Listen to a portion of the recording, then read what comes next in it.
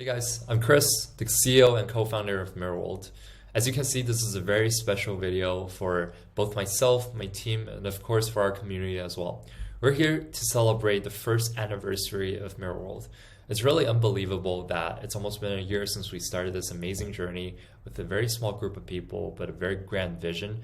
And I just wanted to say thank you to everyone that's in our community. It really would not be possible for us to achieve what we have if it weren't for you guys. And every single one of you who's joined our community for the past year, I really sincerely appreciate your participation within our project and really see us grow.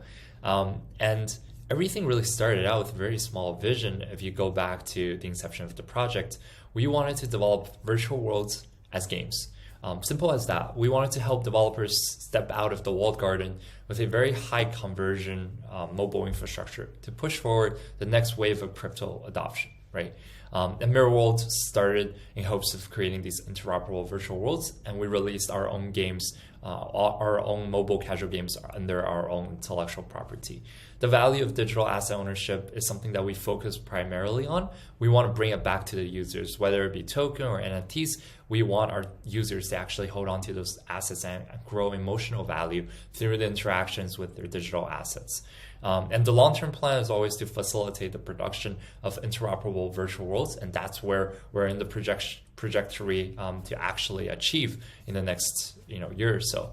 So in order to do that, we want to bypass the monopoly of these app channels. App Store takes a 30% cut, Xsola takes 5% plus their payment channels, which is around 13% cut. So we want to be able to achieve a 1 to 2% instead of a 30% cut when our developers create these amazing applications for every one of you within our community. And that's what we have been focusing on. And we get to repeated questions that requires a little bit of a clarification. And I think this is a perfect time to do that at our 1-year anniversary. So what types of games will we produce in the future? Obviously, there are 2 categories that we focus on. 1, casual, and 2, mobile. These are 2 huge markets that we see great potential for our actually target consumers to really experience the benefit of these crypto games with their NFT assets. So you have fragmented time to spend on your mobile devices. You see the largest growth of these players around you. And it's also an easier onboarding process for everyone who wants to join our community as a Web2 user or a Web3 user.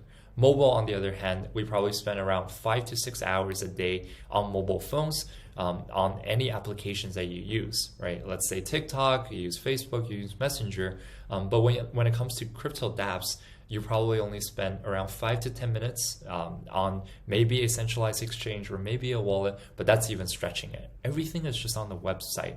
But when you look at the rest of the world, when you look at the people in our community, you're asking for mobile fun games, right? So that's where we see a very strong capability of mobile devices really bring the adoption into crypto. So the second question that we get a lot is how much effort will we be putting into our consumer-facing applications? Are we going to forego our efforts in the existing, communities? And the question is very obviously no. We want to dogfood our own smart SDK to decrease, the difficulty of creating these amazing applications, which all of you guys will be able to experience. And we want to experiment with new ways of game production in Web3. While doing that, we're accumulating core gaming stack, including server, development systems, animations, as you can see from the first 3 games that we are producing. So for those who haven't played it, go check out Brawl Mirrors, go check out Mirama, and we're going to have our 3rd game, Mirror Jump, very soon. So that short to medium result of onboarding thousands of users, millions of users into Web3 really depends on the SDK that we have, the underlying infrastructure, but really the community support. So that's why we make games, is because we want a lot of people to really experience the capability of holding on to the digital asset ownership of your NFTs or your fungible tokens. So to put it simply, our plan is to create casual games with our smart SDK. And we want these amazing games to achieve higher volume, whether it be bringing more people into the community so that the family grows and grows, or if there are more players within the social games that we develop so that there is a better user experience for our end users as well. And at the same time, we can also use that volume to battle test the infrastructure that we have built in order to support more and more applications on top of this layer, this SDK layer. And eventually we want to combine parts of these smaller games, whether it be server-side, development, economic systems, such and so forth, to create a larger scale mobile experience with our Smart SDK, and then grow that as a flywheel effect as well. So when you think about the number of developers we are bringing to the space, crypto actually has reached a very small percentage of the total number of developers across the world. We have seen that Mirror World as Smart SDK has attracted a global community of developers and end users, where we're seeing developers from over 50 different countries accessing our website, where mobile application really penetrate their lives. And mobile adoption has reached around 5 billion end users across the globe, while we spend only 5 to 10 minutes on our crypto mobile applications at a higher end. But on the contrary side, we spend probably 5 to 6 hours a day on our mobile phones. So that gap has been tremendous, and we really see a big opportunity and also a big pain point for users to really access their favorite mobile dApps across their devices. And amongst the 27 million software developers we see across the world, 6 million of them are Android developers, and almost 3 million focuses on iOS, yet there's only a handful of crypto mobile experiences.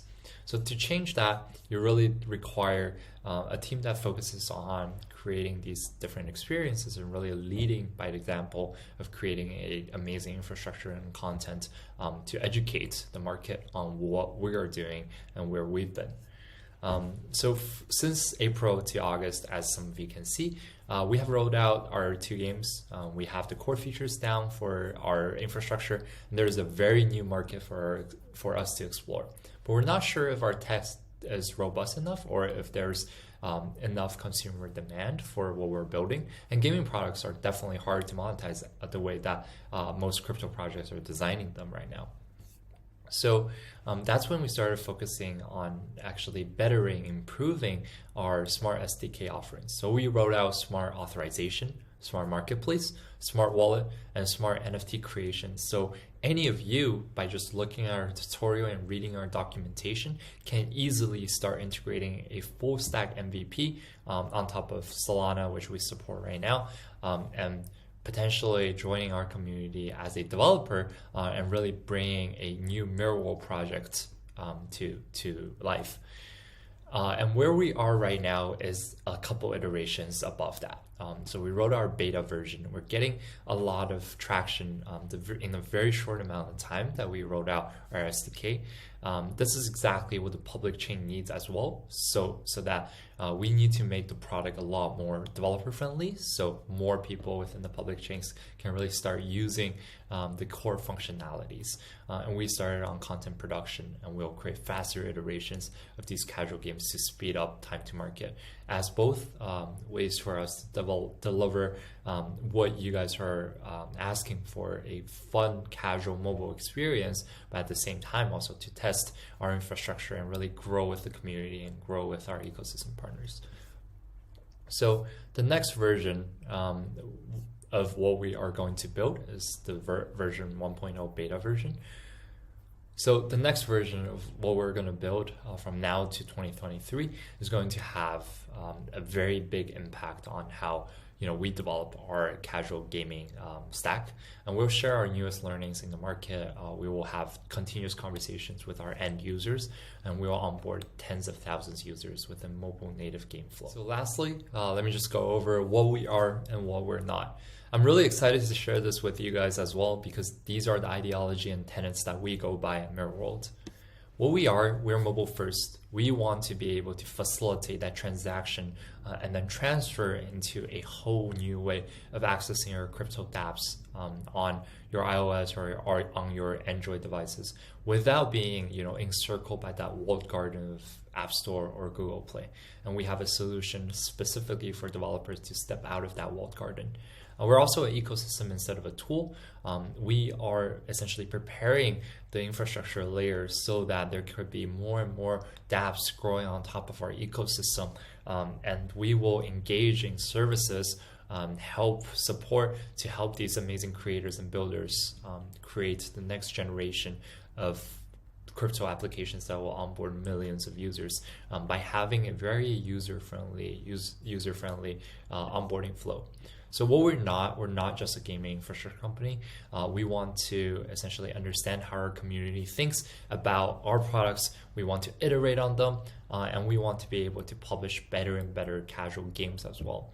We're not limited to a single chain, but we do want to tackle one single chain with the highest excellence. And we want to provide the best user experience across these different integrations. And we're not an indie game studio either. So we're kind of in the middle of actually creating these different types of experiences for you, and really to understand the community's needs when it comes to the next type of product that you want to engage with. Thank you so much for being a part of our community, and that's all I wanted to say today. Our vision has always been to develop worlds as games, and we really welcome every single one of you to really join us on this journey towards that grand vision and help us step out of that walled garden. And I'll see you all next year.